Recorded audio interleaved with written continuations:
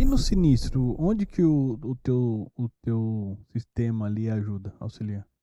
Então, é interessante você tocar nesse assunto, que a gente está iniciando agora um trabalho para auxiliar um parceiro dentro de um processo de sinistro. Uhum. Está começando bem pequeno, justamente para traduzir isso em resultado que a gente já viu que traz, para melhorar o processo de avaliação na hora da regulação do sinistro, Acelerar, digamos assim. acelerar o processo. Se uma pessoa avisou, por exemplo, um sinistro lá de morte, um reclamante, né? Avisou lá. Essa pessoa, de fato, está morta? O óbito, ou seja, o risco está comprovado? Está comprovado.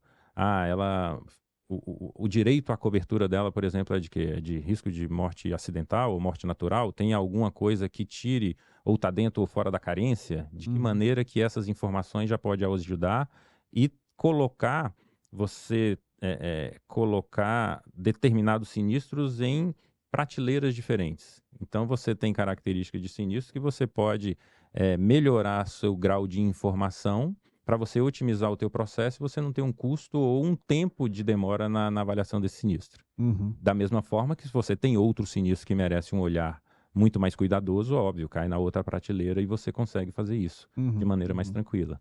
Mas você já vê melhoria e processos onde a gente já consegue ter esse ganho de efetividade na avaliação, por exemplo, desse A processo. gente na época até conversou aqui com o professor Olívio sobre essa questão do sinistro no vida, né? Às vezes o cara faz uma apólice lá e coloca como beneficiário, sei lá, a amante e aparece lá a esposa pedindo, enfim, aí vai ter toda a questão do direito que eu não sei entrar em detalhes, Uhum. mas você consegue analisar esse tipo de coisa? Pô, essa pessoa aqui que ele está colocando como beneficiário, mas ele tem outros beneficiários legais, essas coisas assim, Perfeito. para prevenir esse tipo de coisa? Tem essa questão que a gente consegue, mais uma vez, adaptado ao modelo de negócio da seguradora e às Seguradora. políticas de risco. Claro.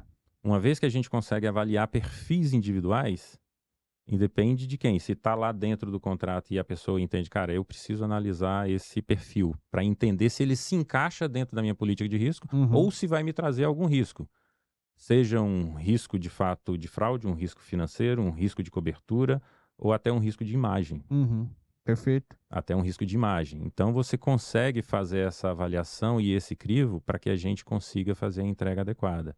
Porque o que acontece? Só reforçando uma questão que eu já falei, que é assim, como a gente não é uma empresa de dados, quanto mais fontes de informação eu tiver, melhor.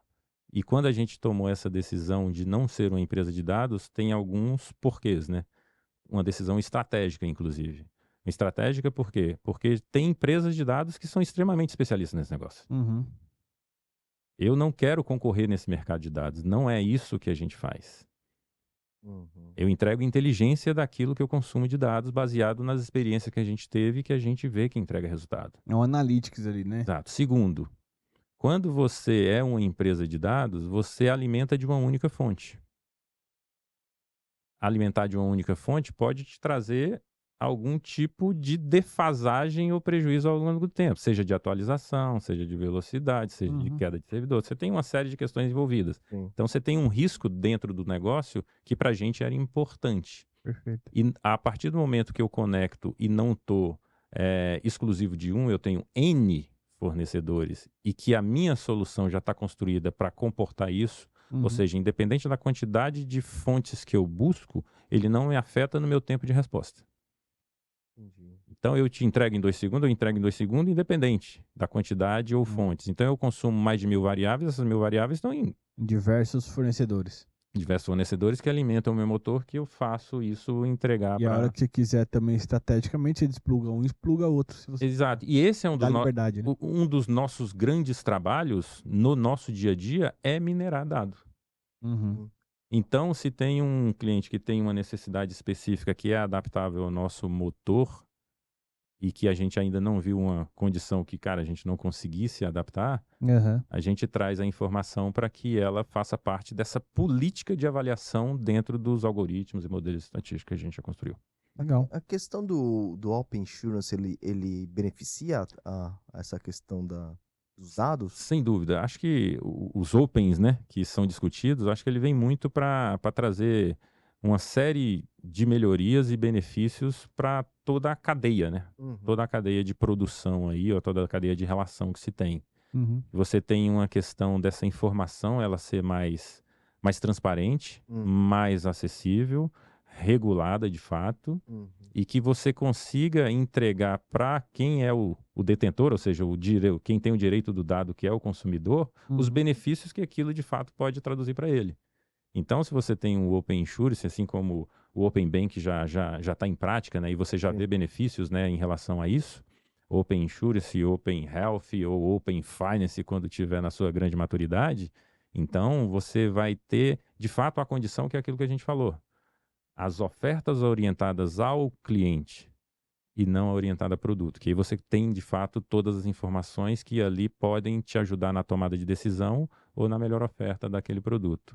E o foco, eu tenho até uma frase que eu ouço que eu gosto bastante, que não é o foco no cliente, é o foco do cliente, né? Tem um cara, o Alfredo do G4, que fala isso, eu acho isso, do G4 Educação, eu acho isso muito legal. Porque, assim, é você olhando o foco dele, não o foco nele. É isso aí. Porque o foco nele é o seu objetivo, e o foco isso. dele é o dele olhando para o Aí negócio. tem mais sentido. Então- Vamos começar a mudar a nomenclatura. E eu escutei ele falando isso, eu achei isso muito, muito interessante, casa Legal. muito com o conceito que a gente tem, sabe? Aham. Sobre de que maneira que a gente faz isso acontecer de forma de verdade, né? E o mercado caminha para essa direção. Uhum. Eu vi uma que foi um dos grandes motivadores e orientadores dentro dessa nossa trajetória, lá em 2012, 13 talvez, não vou lembrar exatamente a época, que a gente estava discutindo internamente lá essa questão de, cara, o que faz, de que maneira faz, que dado usa, etc e tal. E aí eu tinha uma estagiária, Isabela, ela trouxe um material que foi do Fórum Econômico Mundial naquela época. Caramba. E aí tem todo o Fórum Econômico, você tem uma parte lá que fala só de seguros, né? Aham. Uhum. Que é bem interessante, inclusive, vale a pena olhar sempre. Boa. E aí, nessa época, ele já falava sobre essa necessidade de entendimento de dados para melhorar vários aspectos na cadeia de produção de seguro. Uhum. Na relação, na experiência do cliente, na subscrição do risco, na avaliação de sinistro, todos eles já traziam essas necessidades e casou muito bem com o momento que a gente estava olhando, né? Então isso foi um grande motivador para a gente. E lá ele trazia uma característica de olhar para o futuro que eu acredito e defendo e falo isso também aonde eu tenho oportunidade, que é essa questão de orientada a cliente, não orientada a produto, ela é uma necessidade clara e latente. Uhum. Vai chegar uma época que a gente vai avaliar a pessoa e entender, cara, você tem necessidade do seguro de vida, de saúde, de automóvel, de residencial, de empresarial, de tudo.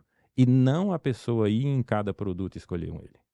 Então você vai ter uma capacidade, principalmente com os Opens aí, Open Finance da vida, de você ter esse entendimento e vai ser o corretor, o intermediador ali, a seguradora, de falar assim, você tem todas essas necessidades, capacidade, deixa eu te fazer uma oferta conjunta. Uhum. E não de forma segmentada ou segregada ou departamentalizada, como de fato acontece hoje na sua grande maioria. Então essa é a direção, é isso que a gente defende. E hoje você já cria condições. Isso. Porque quando você fala para futuro isso, o que a gente está entregando, isso é a realidade. Aham. Pra gente hoje, dentro daquilo que a gente entende, acredita, defende, e está aí no dia a dia batendo de porta e falando sobre tudo isso que a gente está entregando, que é o que a gente defende, que a gente tem uma necessidade, uma realidade, e você já consegue, óbvio. Você tem muito para evoluir em inteligência artificial, está engatinhando ainda. Aprendizagem de máquina, você já tem coisas muito legais. Mas você tem um mundo ainda de oportunidade para trazer, e você tem um ferramental e o ambiente apropriado para fazer isso girar, entendeu?